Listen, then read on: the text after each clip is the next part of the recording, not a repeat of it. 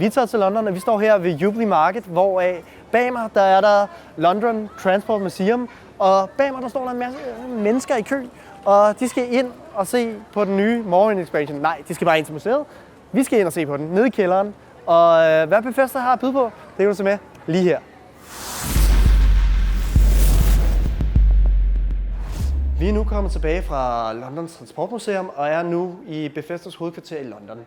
Det er sådan, at vi har været nede i kælderen i Transportmuseet og siddet og kigget på alt det nye, der kommer til at ske i Morrowind expansion, som de kalder et chapter, og jeg bliver ved med at kalde det expansion, men det er et chapter, fordi at i forhold til en expansion, så er det sådan, at de tilføjer en del af historien, som ikke er grundnødvendig, som med mange andre MMO'er.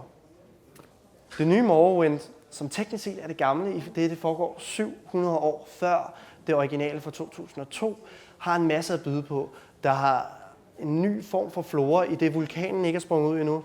Folk er ikke døde, så der er ikke nogen spøgelser. Og generelt så er der en helt anden form for stil. Men samtidig så vender du tilbage til noget nostalgisk fra det originale Morrowind. Som del af den nye expansion, så bliver der tilføjet en ny class. Og det er den første gang, at man har set en ny class, siden at spillet er blevet udgivet.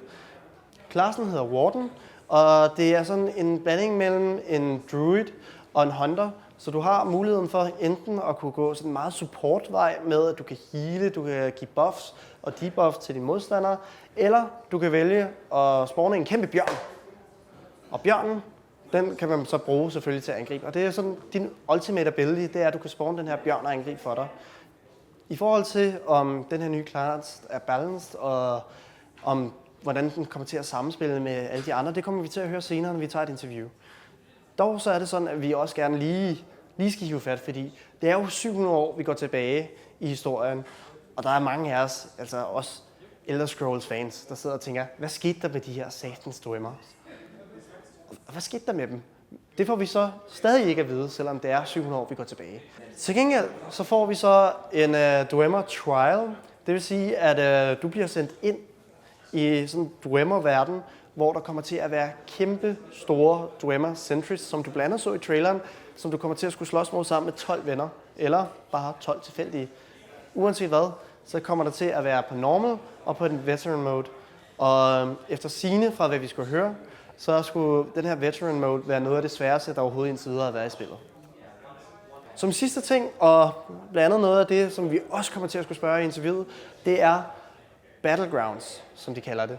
Det er kortere matches, hvor man har 3 hold af 4 personer, der slås mod hinanden i små maps, hvoraf kampene varer mellem 10 til 20 minutter. Så i stedet for de tidligere PvP-kampe, vi har haft, hvoraf at spillerne eventuelt skulle investere mellem en halv til en hel time, så kan de nu hurtigt hoppe ind i spil og hurtigt hoppe ud igen.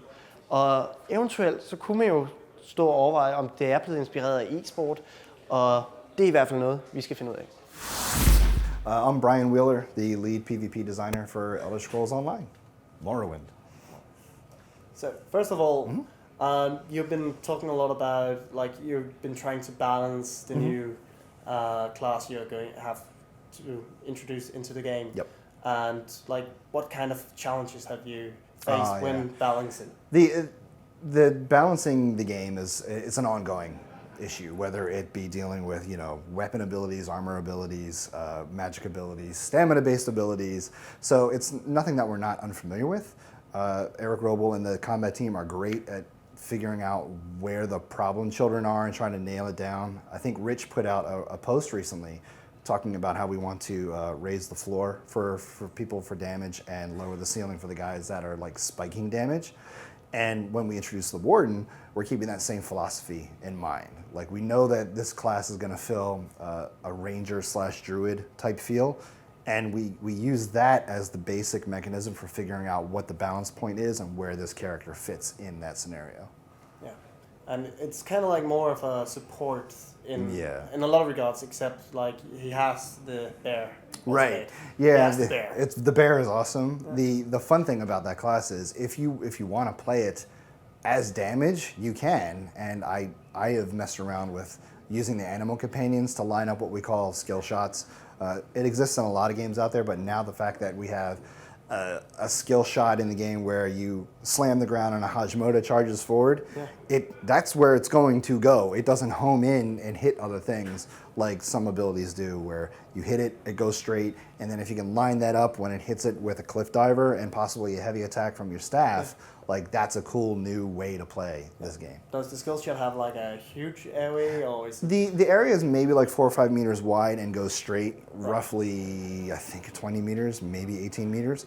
That stuff is still getting nailed down back in the balance questions. So those are the initial cool things about the class that's new. Besides the fact that it can do the damage in an area, it also heals in an area.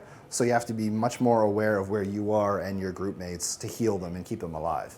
So it sounds like kind of maybe a stronger class, especially in your new PvP mode. In Form compared to like the former one. It'll be a very good wild card character, is guess the best way I could say it. Because when you run across a warden, you don't know if you're going to get something that's pure damage or pure healing or pure support, because they can do all three. So you have to watch out for it. And again, with that balance point, there are a lot of abilities that kind of cross the line between damage and support. So that class is going to be excelling, we believe, in the 4-on-4-on-4 and also in small groups as well, like doing dungeons. So you also talked a lot about like you want to make it fun for the players, especially with like you want with the new game mode, you want people to have like if they have 10 or 20 minutes, they can go in, grab a game, and still Hop be on back their out, way. go what they got to do. But have you like you said you were inspired especially by FPS in that regard? Have you also considered like making it like kind of more towards the esport in any kind of like a ranked thing? Yeah, we've looked at the competitive scene, and we know that that's something we want to introduce later on, ranked matches. For the initial offering, though, we are doing leaderboards. There'll be 3 leaderboards, and you will compete regardless of what level you are or what queue you went into. You'll be earning medals in each match. And those medals are what puts you on the 3 leaderboards. One leaderboard is for team deathmatch, another leaderboard, and we're calling it mobile flag games for one leaderboard and static flag games for another leaderboard, because when we introduce new game modes, they'll fit into a bucket that you can play either, let's say, Domination or King of the Hill, because they're both static flag locations. Medals you earn in those 2 types of games go to that leaderboard. Like if there was CTF and Murder Ball is another mobile flag game, that'll be medals you earn towards that leaderboard. So there's going to be a competitive aspect to start, but we know people want ranked stuff, and we're looking at introducing that type of gameplay later. Yeah, the basic ideas that we started with for the maps was a feeling about it. Like the one, we wanted to feel open world, kind of when you're out in the open, you're exposed. There's going to be a little bit of line of sight breakers. So one of the map, the Quarry, which is the one where like had all the volcanic activity. That one we wanted to feel very open.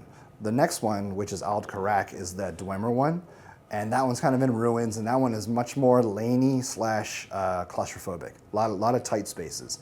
And the last one, which is Ulara, which is the Daedric one, that one is kind of a blend between the two. There are places where you can get into tight spaces, but then there's the middle platform that you can only get to via a teleport, and that feels wide open with also some wings around it that are close quarters. So the initial feeling of the design is kind of where we went first. And then with new maps that we're going to be adding, it's that same philosophy. What is the feeling we want? Do we want tight quarters? Do we want open space? Do we want to blend? Do we want to allow teleporting or teleportation, or is there some other new thing that we add? Just quick to go back to like the Quarry. Yes. Can you push people into lava? Yes. If you have, let's say, the destruction staff ability that knocks people back, we've seen people actually do that. We've seen people uppercut people from the 2-handed skill line into lava. The lava doesn't instant kill you, but it hurts. It hurts, yeah. Morrowind has need of you all.